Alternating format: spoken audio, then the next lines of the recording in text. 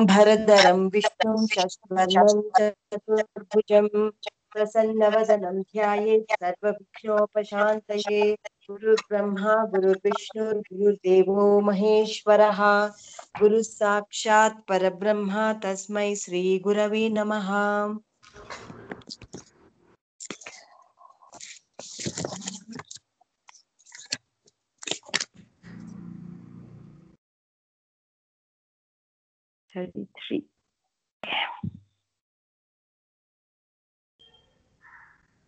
Completed till shloka number 33. Let's continue. Jyoti ma'am, we'll start with you. Yes, ma'am. Indriyasyendrayarthe. Sorry, ma'am. Which one is that? 34. 34. Tadviddhi, right, ma'am? Oh, I'm sorry. I was doing third chapter. Yes, ma'am. 1 second, ma'am. Yeah.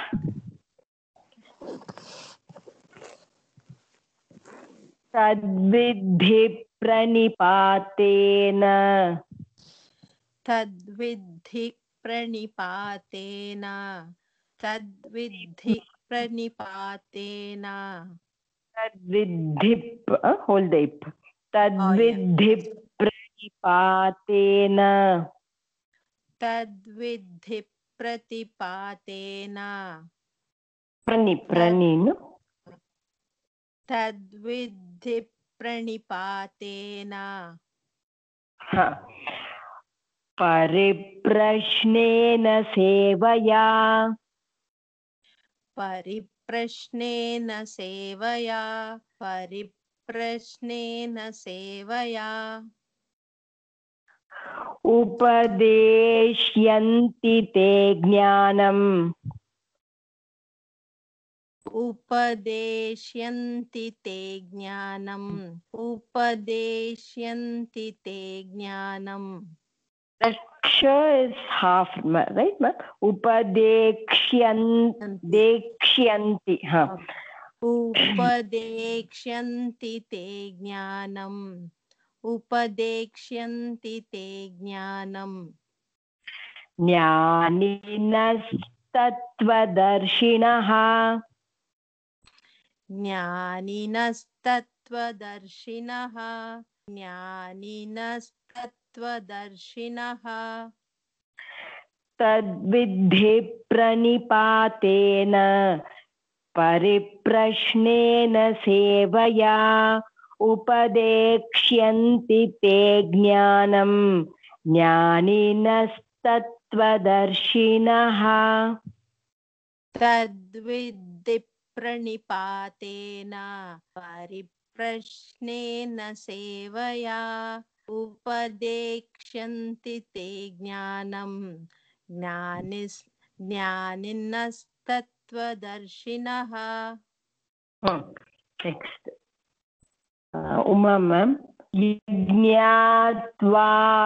यज्ञात्वा न पुनर्मोहम्. यज्ञात्वा न पुनर्मोहम्. यज्ञात्वा न पुनर्मोहम्. एवं यास्यसि पाण्डव. एवं यास्यसि पाण्डव. एवं यास्यसि पाण्डव. येन भूतान्यशेषेण. येन भूतान्यशेषाणि. Here it is शेषाणि, ma'am. And following that, what do you have? Read the whole line, ma'am. Sheshani. येन भूतान्यशेषाणि द्रक्ष्यस्यात्मन्यथो मयि. When we are breaking, it will become sheshena. Okay. येन भूतान्यशेषेण. येन भूतान्यशेषेण. येन भूतान्यशेषेण. द्रक्ष्यस्यात्मन्यथो मयि. द्रक्ष्यस्यात्मन्यथो मयि द्रक्ष्यस्यात्मन्यथो मयि So you have yena bhutan yashesheno, is it? Yasheshe? Can you read it? Yashesheni. Okay. Bhutan yasheshani. Sheshena. I think maybe Patha Vedam, ma'am. Okay, we'll say. Ma'am, for me also it's Sheshani, ma'am. Shesheni. Okay, say however it's there in the book. I'm not sure about this. Yajñātvā na punarmoham yevam yasyasi pandava yena bhutanyasheshena drakshyasyatmanyatho mayi. यज्ञात्वा न पुनर्मोहम् एवं यास्यसि पाण्डव येन भूतान्यशेषेण द्रक्ष्यस्यात्मन्यथो मयि. Next, Archana. 34, 5, 6th one. Api chedasi papebhyah.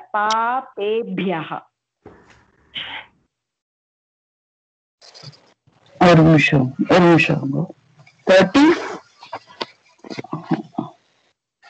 35 or 34? 36. 36. Okay. Yeah, I'm in 36. Abhichetasi payebhyah. Papebhyah. Okay. Abhichetasi papebhyah. Abhichetasi papebhyah. Sarvebhyah papakritamaha. Sarvebhyah papakritamaha. Sarvebhyah papakritamaha. Sarvebhyah, ya plus ifyah. Yeah, sarvebhyah papakritamaha. Sarvam jnanaplavenaiva. Sarvam jnanaplavenaiva. Sarvam jnanaplavenaiva. Vrijinam santarishyasi. Vrijinam santarishyasi. Vrijinam santarishyasi. Api chedasi papebhyah sarvebhyah papaka. Sorry, ma'am, I'm just getting the other one. Sarvebhyah papakritamaha sarvam jnanaplavenaiva vrijinam santarishyasi. Abhichetasi papebhyah sarvebhyah papakritamaha sarvam jnanaplavenaiva vrijinam santarishyasi. Okay, Deepak. Yathaidhamsi samidhognihi. Yataidhamsi samidhognihi. Yataidhamsi samidhognihi. Bhasmasat kurute Arjuna. Bhasmasat kurute Arjuna. Bhasmasat kurute Arjuna. Jnanagnis sarva karmani. Jnanagnis sarva karmani. Jnanagnis sarva karmani. Bhasmasat kurute tatha. Bhasmasat kurute tata. Bhasmasat kurute tata. Yathaidhamsi samidhognihi. Bhasmasat kurute Arjuna. Jnanagnis सर्वकर्माणि भस्मसात् कुरुते तथा यतैदांसि समिद्धोऽग्निर्नोऽग्निः भस्मसात् कुरुतेऽर्जुन ज्ञानाग्निः सर्वकर्माणि भस्मसात् कुरुते तथा. Litika. Na hi we are doing this, yeah. Na hi jnanena sadrisham. न हि ज्ञानेन सदृशम् न हि ज्ञानेन सहर्षम् पवित्रमिह विद्यते पवित्रमिह विद्यते पवित्रमिह विद्यते न हि ज्ञानेन सदृशं पवित्रमिह विद्यते न हि ज्ञानेन सदृशं पवित्रमिद इह विद्यते न हि ज्ञानेन सदृशं पवित्रमिह विद्यते. You're saying pavitram iha, is it? Yes, ma'am. Okay, correct. तत्स्वयं योगसंसिद्धः तत्स्वयं योगसंसिद्धः तत्स्वयं योगसंसिद्धः कालेनात्मनि विन्दति कालेनात्मनि विन्दति कालेनात्मनि विन्दति.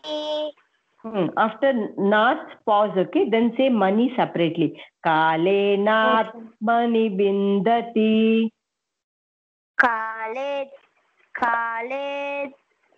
Can you repeat? Okay, we'll say the whole line. Tatsvayam yoga samsiddhaha kalenatmani vindati. तत्स्वयं योगसंसिद्धः कालेनात्मनि विन्दति तत्स्वयं योगसंसिद्धः कालेनात्मनि विन्दति. Okay, next. Jyotima. Shraddhavan labhate jnanam.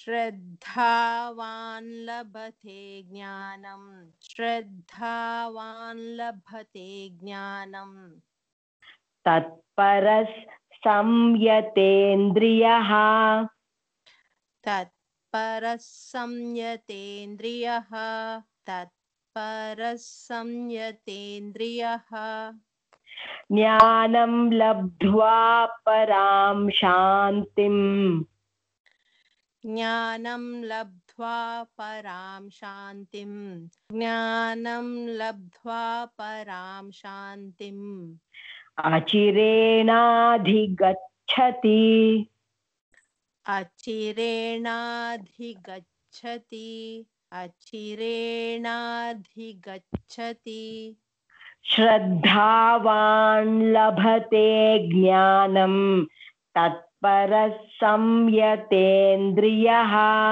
ज्ञानं लब्ध्वा परां शान्तिम् अचिरेणाधिगच्छति. श्रद्धावान् लभते ज्ञानं तत्परः संयतेन्द्रियः ज्ञानं लब्ध्वा परां शान्तिम् अचिरेणाधिगच्छति. Okay, Uma. Yes, ma'am. 1 second, ma'am. Yeah. अग्न्यश्चाश्रद्दधानश्च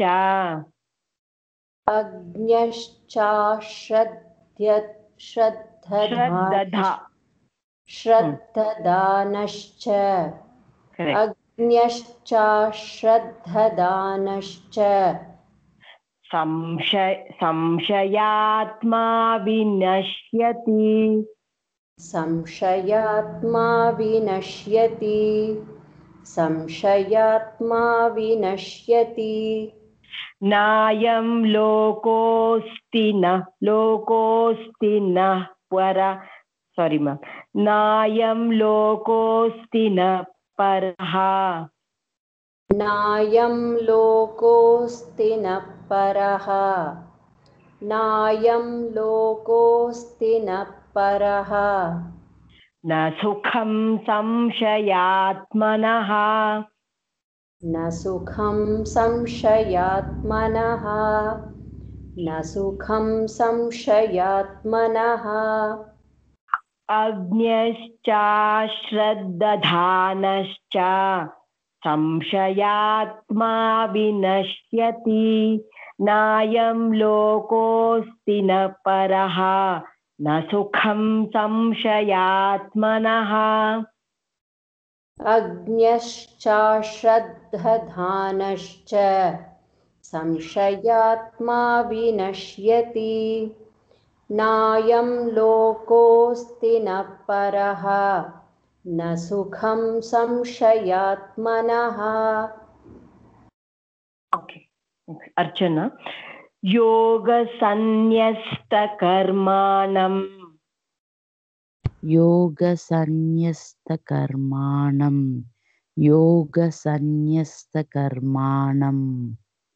ज्ञानसञ्छिन्नसंशयं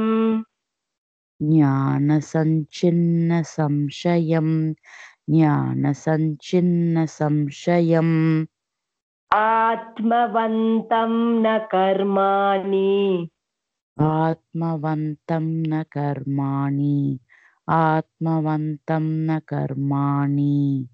निबध्नन्ति Dhananjaya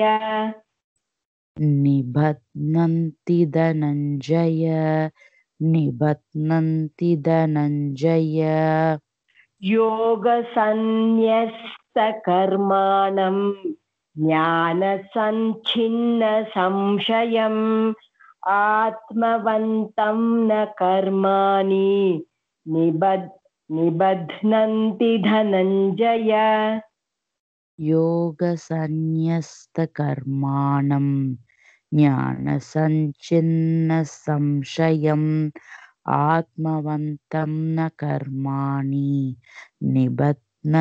निबध्नन्ति Dhananjaya तस्मादज्ञानसम्भूतं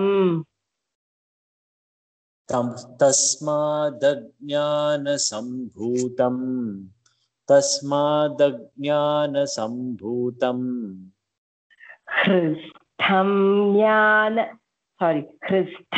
ज्ञानासीनात्मनः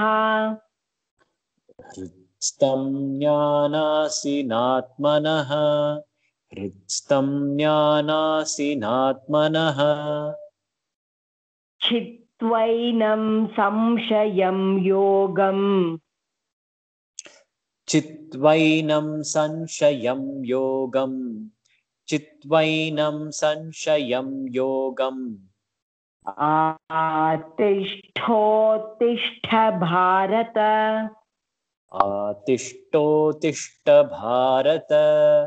आतिष्ठोत्तिष्ठ Bharata तस्मादज्ञानसम्भूतं हृत्स्थं ज्ञानासीनात्मनः चित्वैनं संशयं योगम् आतिष्ठोत्तिष्ठ भारत तस्मादज्ञानसम्भूतं हृत्स्थं ज्ञानासीनात्मनः चित्वैनं संशयं योगम् आतिष्ठोत्तिष्ठ Bharata. You can continue. Om Tat Sat. Om Tat Sat. Om Tat Sat. इति श्रीमद्भगवद्गीतासु इति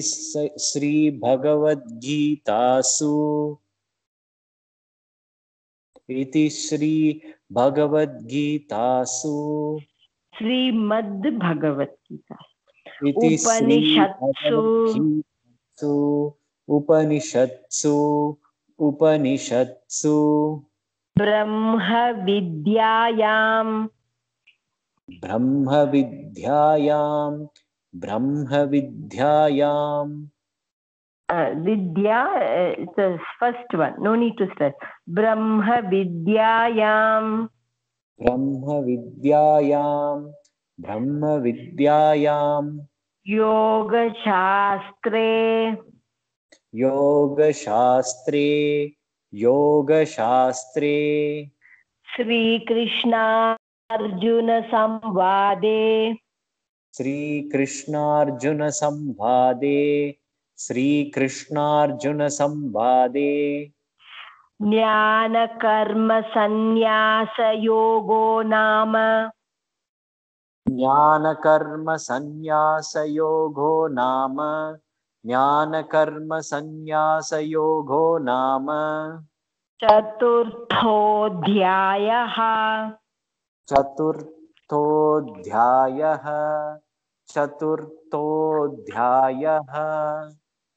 Okay. We'll move on to chapter number 5. Next week, maybe you all can chant all the chapters. It's a short one. We'll continue.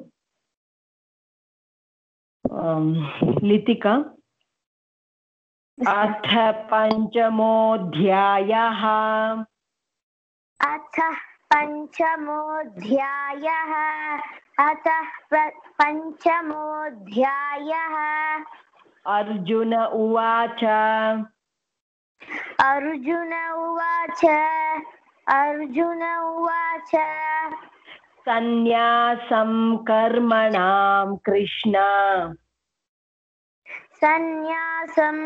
कर्मणां कृष्ण सन्न्यासं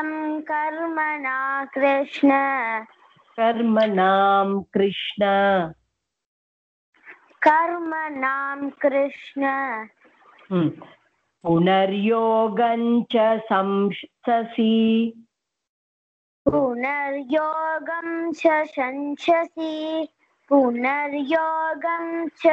संशसि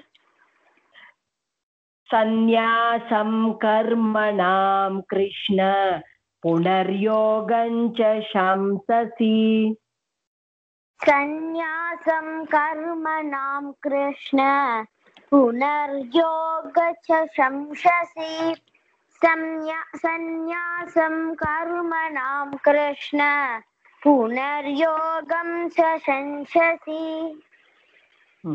यच्छ्रेययेतयोरेकम् यच्छ्रेययेतयोरेकम्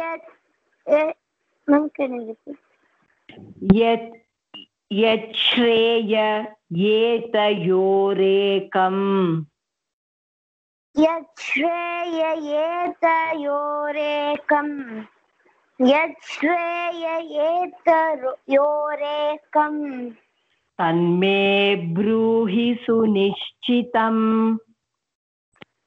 तन्मे ब्रूहि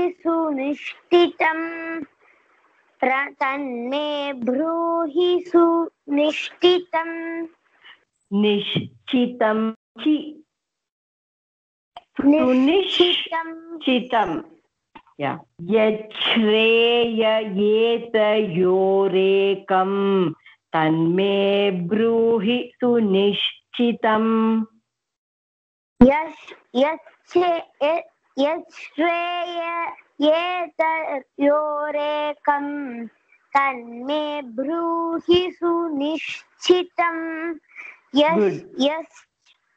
यच्छ्रेययेतयोरेकं तन्मे ब्रूहि सुनिश्चितम् ज्योति ma'am श्रीभगवान् उवाच श्रीभगवानुवाच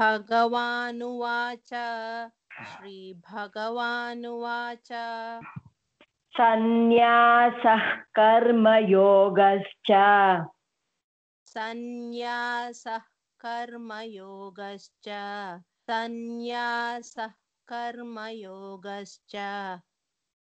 निःश्रेयसकरावुभौ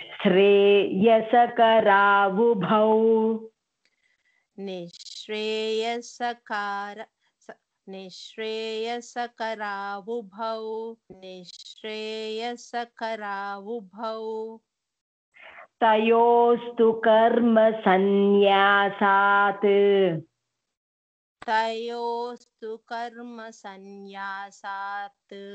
तयोस्तु कर्म संन्यासात् कर्मयोगो विशिष्यते कर्मयोगो विशिष्यते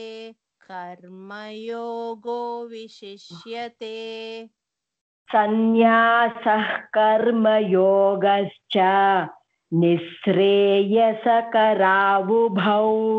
तयोस्तु कर्म संन्यासात् कर्मयोगो विशिष्यते संन्यासः कर्मयोगश्च निःश्रेयसकरावुभौ तयोस्तु कर्म संन्यासात् कर्मयोगो विशिष्यते.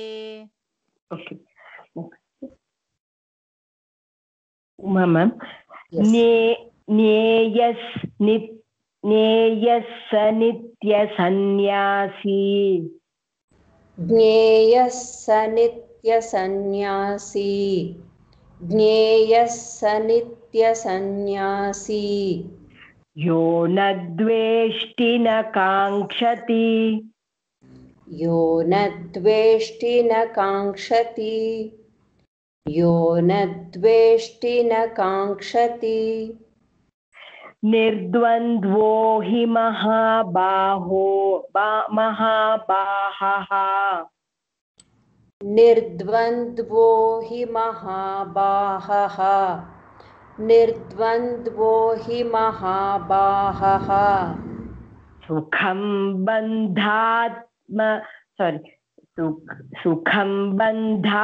प्रमुच्यते सुखं बन्धात् प्रमुच्यते सुखं बन्धात् प्रमुच्यते ज्ञेयः स नित्यसन्न्यासी यो न द्वेष्टि न काङ्क्षति निर्द्वन्द्वो हि महाबाहः सुखं बन्धात् प्रमुच्यते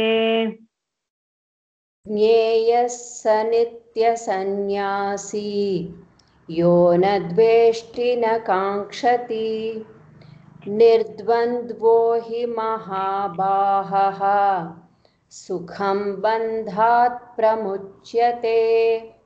Okay. अर्चना सांख्ययोगौ पृथक् बालाः सांख्ययोगौ पृथक् बालाः सांख्ययोगौ पृथक् बालाः प्रवदन्ति न पण्डिताः प्रवदन्ति न पण्डिताः प्रवदन्ति न पण्डिताः एकमप्यास्थितः सम्यक्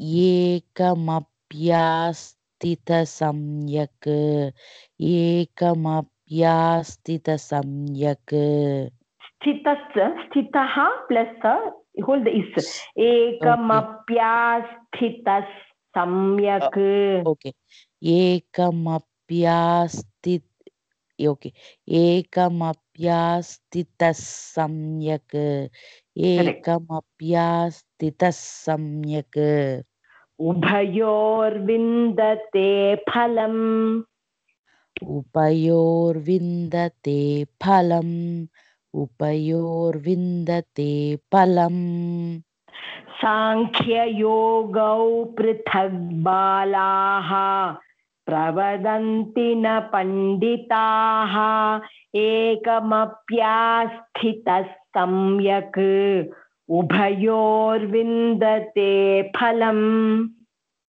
सांख्ययोगौ पृथक् बालः बालाः ओके साङ्ख्ययोगौ पृथक् बालाः प्रवतन्ति न पण्डिताः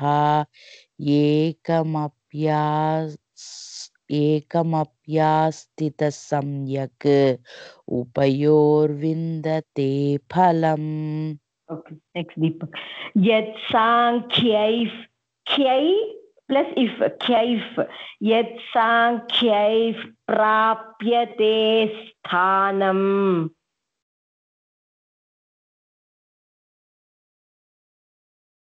Okay, Litika. Yes, ma'am.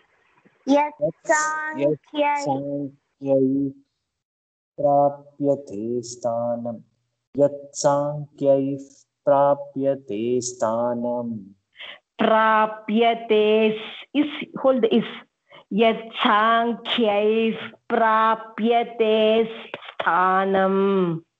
यत्साङ्ख्यैः प्राप्यते स्थानं यत्साङ्ख्यैः प्राप्यते स्थानं प्राप्यते स्थानं तद्योगैरपि गम्यत् तद्योगैरपि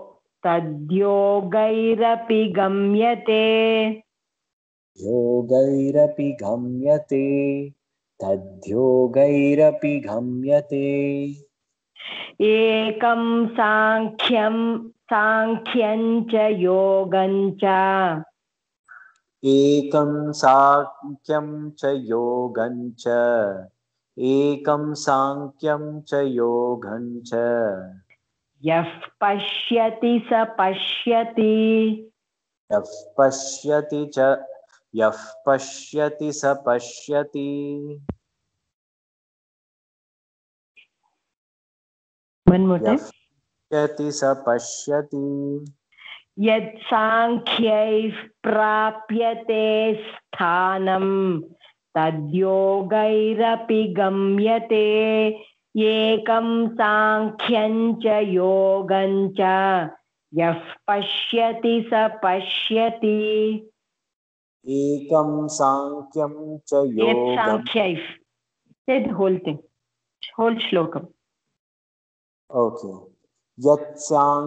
यत्साङ्ख्यैः प्राप्यते स्थानं तद्योगैरपि गम्यते एकं साङ्ख्यं च योगं च यः पश्यति स पश्यति Okay, next. Jyotima. Sannyasasthu Is it mahabahaha. Litika, ma'am? Yeah, Litika. Sorry. Litika, yeah. Sannyasasthu mahabahaha. Sannyasasthu mahabhahaha. Sannyasasthu mahabhahaha. Dukkhamaptumayogataha. Dukkhamaptumayogataha. Dukkhamaptumayogataha. Sannyasasthu mahabaho dukkhamaptumayogataha. Sannyasasthu mahabhaho dukkhamapyo dukkhamaptumayogataha. Okay, ma'am. Sannyasasthu mahabhaho dukkhamaptumayogataha. Sannyasasthu mahabhaho dukkhamaptumayogataha. Yogayukto munirbrahma. Yogayukto munirbrahma. Yogayukto munirbrahma. Nachirenadhigacchati. Nachirenadhigacchati. Nachirenadhigacchati. Yogayukto munirbrahma. Nachirenadhigacchati. Yogayukto munirbrahma. न चिरेणाधिगच्छति योगयुक्तो मुनिर्ब्रह्मा न चिरेणाधिगच्छति Next, योगयुक्तो विशुद्धात्मा योगयुक्तो विशुद्धात्मा योगयुक्तो विशुद्धात्मा विजितात्मा जितेन्द्रियः विजितात्मा जितेन्द्रियः विजितात्मा जितेन्द्रियः सर्वभूतात्मभूतात्मा सर्वभूतात्मभूतात्मा सर्वभूतात्मभूतात्मा Try to pause, ma'am. Sarvabhutatma-bhutatma. सर्वभूतात्मभूतात्मा Correct. Kurvannapi na lipyate.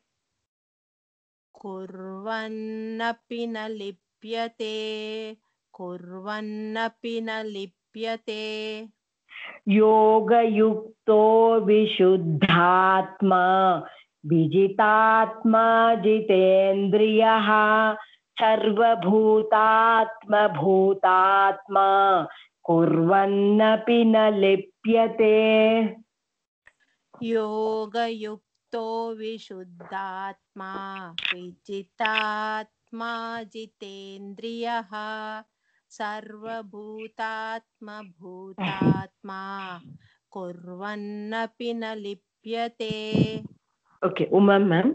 Naiva kinchit karomiti.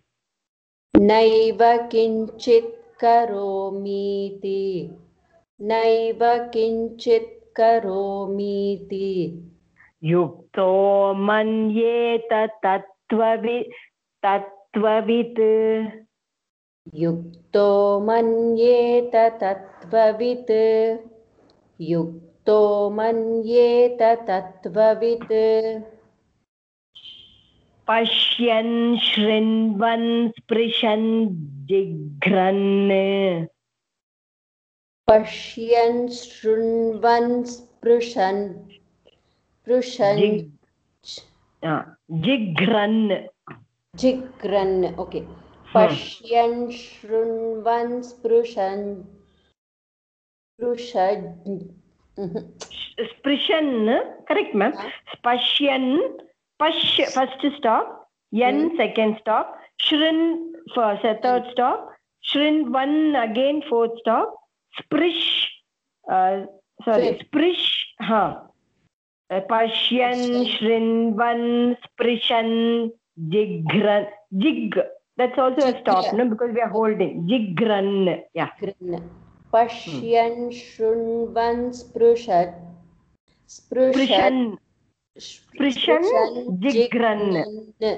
jigran right jigran gra correct pashyan shrinvan sprishan jigran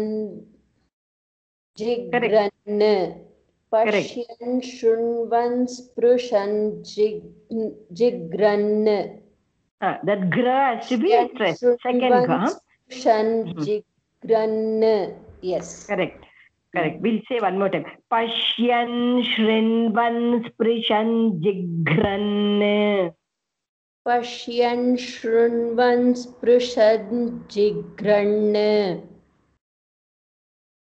pashyan shrinvan sprishan jigran what is the following letter ma'am in your book ashnan gachan swapnan swapnan swasan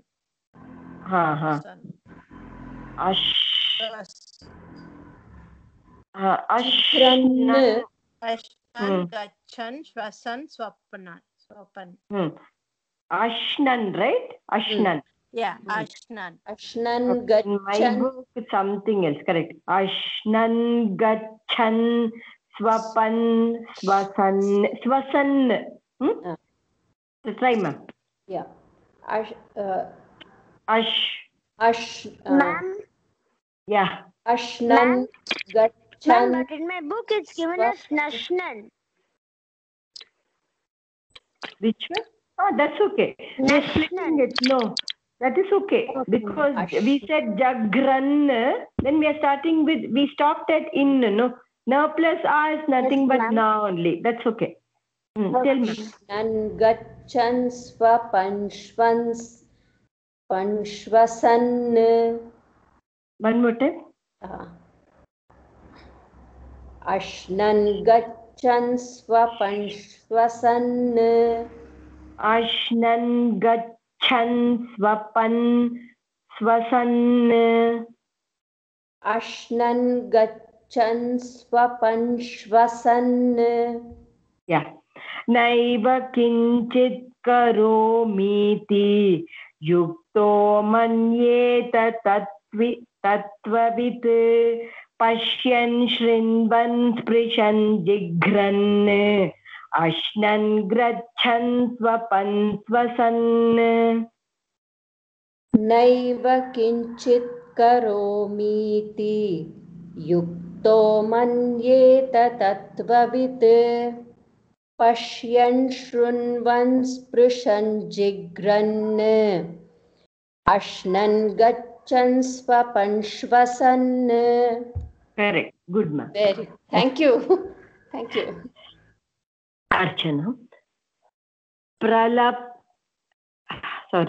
Pralapanvi. One second. Srijan Grinhan. Okay. Pralapanvi Srijan Grinhan. Pralapan visrujan grihnan. Pralapan visrujan grihnan. Pralapanvi. Yeah. Okay. Okay. I'll change it. Pralapanvi Srijan Grinhan. Unmishan Nimishannapi. Unmishan nimishannapi. Unmishan nimishannapi. Pralapan visrijan grinhan unmishan nimishannapi. Pralapan visrujan grinnan. Unmishan nimishannapi.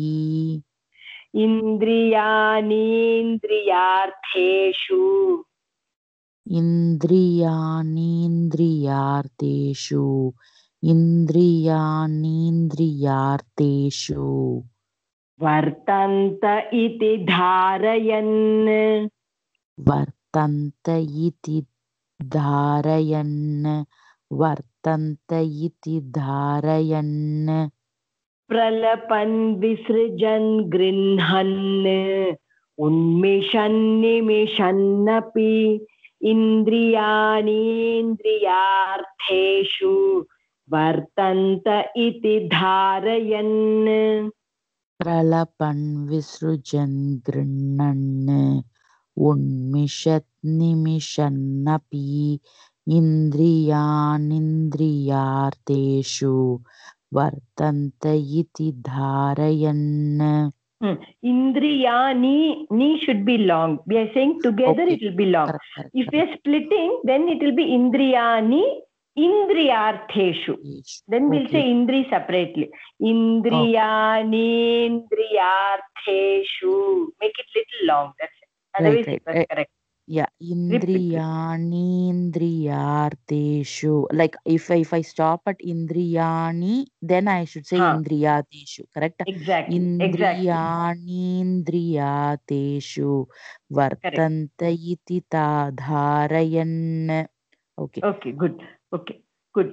Deepak. Brahmanyadhaya karmani. ब्रह्मण्यायधाय कर्माणि ब्रह्मण्याधाय कर्माणि Sangam tyaktva karoti yaha. सङ्गं त्यक्त्वा करोति यः सङ्गं त्यक्त्वा करोति यः Lipyate na sa papena. लिप्यतेन स पापेन लिप्यतेन स पापेन पद्मपत्रमिवाम्भसा पद्मपत्रमिवाम्बसा पद्मपत्रमिवाम्बसा ब्रह्मण्याधाय कर्माणि सङ्गं त्यक्त्वा करोति यः लिप्यतेन स पापेन पद्मपत्रमिवाम्भसा ब्रह्मण्याधाय कर्माणि सङ्गं त्यक्त्वा करोति यः लिप्यतेन स पापेन पद्मपत्रमिवाम्बसा Next. लितिका कायेन मनसा बुद्ध्या कायेन मनसा बुद्ध्या कायेन मनसा बुद्ध्या केवलैरिन्द्रियैरपि केवलैरिन्द्रियैरपि कायेन मनसा बुद्ध्या केवलैरिन्द्रियैरपि कायेन मनसा बुद्ध्या केवलैरिन्द्रियैरपि कायेन मनसा बुद्ध्या केवलैरिन्द्रियैरपि योगिनः कर्म कुर्वन्ति योगिनः कर्म कुर्वन्ति योगिनः कर्म कुर्वन्ति सङ्गं त्यक्त्वा सङ्गं त्यक्त्वात्मदृमा सङ्गं त्यक्त्वा what is the shu or dudman, that is Shuddhaye. Yeah, correct. Sangam tyaktvatma shuddhaye. Sangam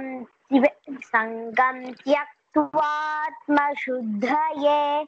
Sangam tyaktvatma shuddhaye. Yoginah karma kurvanti. Sangam tyaktvatma shuddhaye. योगिनः कर्म कुर्वन्ति सङ्गं त्यक्त्वात्मशुद्धये योगिनः कर्म Litika, gi short. Yogi, that's it. Not yogi, yogi. योगिनः कर्म कुर्वन्ति सङ्गं त्यक्त्वात्मशुद्धये योगिनः कर्म कुर्वन्ति सङ्गं त्यक्त्वात्मशुद्धये Good. Yukta karma. Ma'am, excuse me. Ma'am, I have another class, ma'am. Can I leave? Okay, sure. See you. Bye. Thank you, ma'am. Bye. Yukta karma phalam tyaktva. Yuktah karma phalam tyaktva. Yuktah karma phalam tyaktva. Shantimapnoti naishtikim. Shantimapnoti naishtikim. Shantimapnoti naishtikim. Naishti, T second. Yukta karma. Yeah, we'll say the whole line. Yukta karma phalam tyaktva. Shantimapnoti naishtikim. Yuktah karma phalam tyaktva. Shantimapnoti naishtikim. Yuktah karma phalam tyaktva. Shantimapnoti naishtikim. Ayuktah kamakarena. Ayuktah kamakarena. Ayuktah kamakarena. Phale sakto nibadhyate. फले सक्तो निबध्यते फले सक्तो निबध्यते Next, Uma. Sarvakarmani manasa. सर्वकर्माणि मनसा सर्वकर्माणि मनसा Sanyasyaste sukham vashi. सन्न्यस्यास्ते सुखं वशी सन्न्यस्यास्ते सुखं वशी Navadvare pure dehi. नवद्वारे पुरे देहि नवद्वारे पुरे देहि Naiva kurvanna karayan. नैव कुर्वन्न कारयन् नैव कुर्वन्न कारयन् Okay, next, Archana. Na kartritvam na karmani. न कर्तृत्वं न कर्माणि न कर्तृत्वं न कर्माणि Lokasya srijate prabhuhu. लोकस्य सृजति प्रभुः लोकस्य सृजति प्रभुः न कर्म फल संयोगम. न कर्मफलसंयोगं न कर्मफलसंयोगम् स्वभावस्तु प्रवर्तते. स्वभावस्तु प्रवर्तते स्वभावस्तु प्रवर्तते Vastu hold the pa. Svabhavastu pravartate. स्वभावस्तु प्रवर्तते न कर्तृत्वं न कर्माणि लोकस्य सृजते प्रभुः न कर्मफलसंयोगं स्वभावस्तु प्रवर्तते न कर्तृत्वं न कर्माणि लोकस्य सृजति प्रभुः न कर्मफलं संयोगं स्वभावस्तु प्रवर्तते Okay, next Deepak. नादत्ते कस्यचित् पापम् नादत्ते कस्यचित् पापम् नादत्ते कस्यचित् पापम् न चैव सुकृतं विभुः न चैव सुकृतं विभुः न चैव सुकृतं विभुः अज्ञानेनावृतं ज्ञानम् अज्ञानेनावृतं ज्ञानम् अज्ञानेनावृतं ज्ञानम् तेन मुह्यन्ति जन्तवः तेन मुह्यन्ति जन्वतः तेन मुह्यन्ति जन्वतः जन्तवः नो जन्तवः is there in my book नादत्ते कस्यचित् पापं न चैव सुकृतं विभुः अज्ञानेनावृतं ज्ञानं तेन मुह्यन्ति जन्तवः नादत्ते कस्यचित् पापं न चैव सुकृतं विभुः अज्ञानेनावृतं ज्ञानं तेन मुह्यन्ति जन्तवः नेक्स्ट ज्ञानेन तु तदज्ञानम् Sorry, it's me, ma'am. ma'am. Okay. Yeah. ज्ञानेन तु तज्ज्ञानं तदज्ञानं ज्ञानेन तु तदज्ञानं येषां नाशितमात्मनः येषां नाशितमात्मनः येषां नाशितमात्मनः तेषामादित्ययज्ञानम् तेषामादित्ययज्ञानं तेषामादित्ययज्ञानम् प्रकाशयति तत्परम्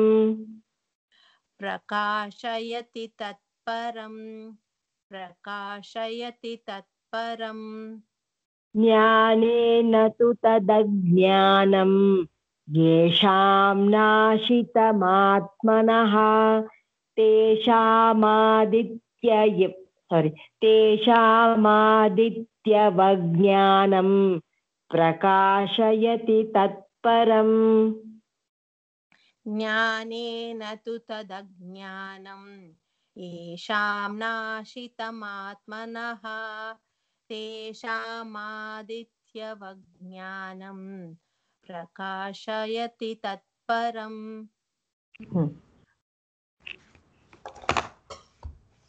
Okay, next. तद्बुद्धयस्तदात्मानः तद्बुद्धयस्तदात्मानः तद्बुद्धयस्तदात्मानः तन्निष्ठास्तत्परायणाः तन्निष्ठास्तत्परायणाः तन्निष्ठास्तत्परायणाः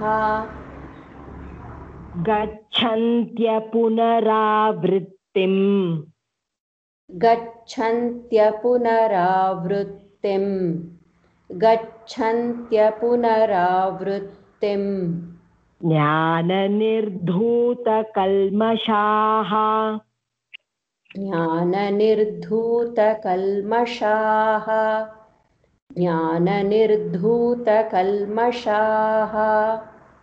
तद्बुद्धयस्तदात्मानः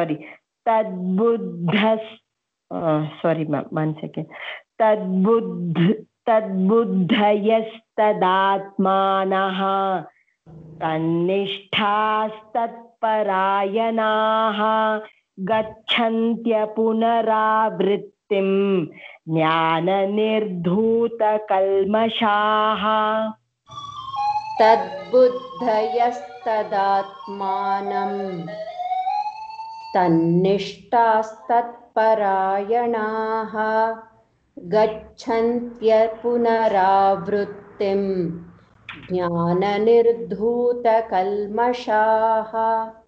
Okay, next, Archana. विद्या विनय संपन्ने विद्या विनय संपन्ने ब्राह्मणे गविहस्तिनि ब्राह्मणे गविहस्तिनि शुनि चैव श्वापके च शुनि चैव hold the ishma शुनि चैव श्वापके च शुनि शैव श्वापके च शुनि शैव श्वापके च पंडिताः समदर्शिनः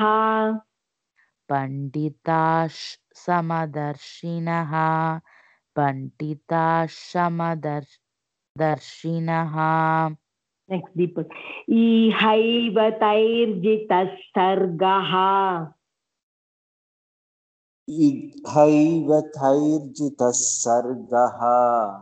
इहैव तैर्जितः सर्गः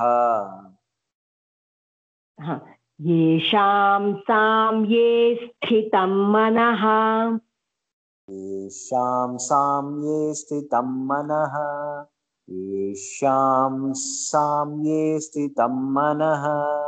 साम्येस hold the is येषां you say the whole line इहैव तैर्जितः सर्गः येषां साम्ये स्थितं मनः इहैव तैर्जितः सर्गः येषां साम्ये स्थितं मनः निर्दोषं हि समं ब्रह्म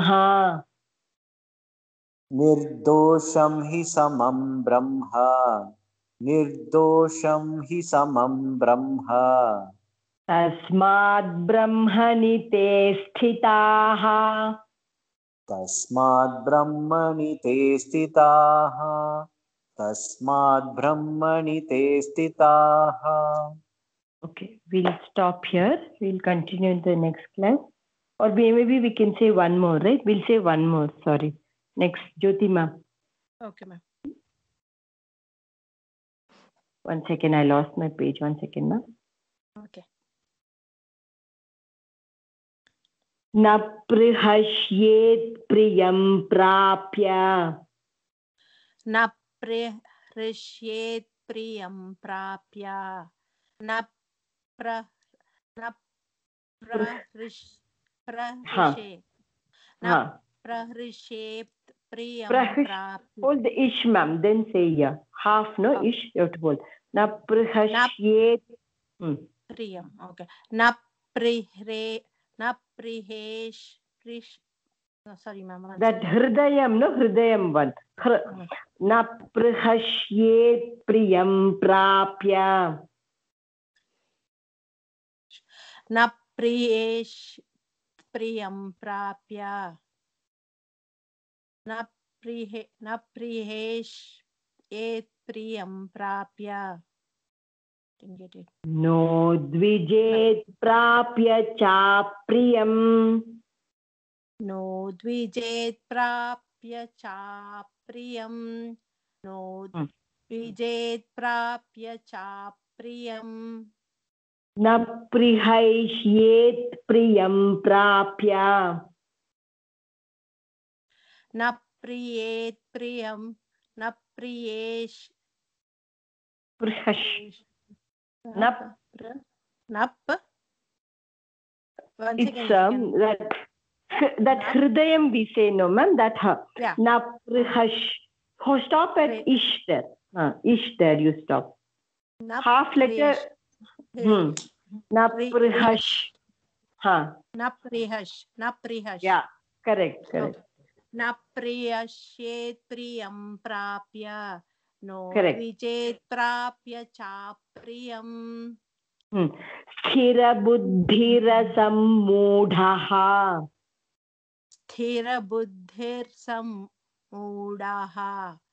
स्थिरबुद्धिर्सम्मूढः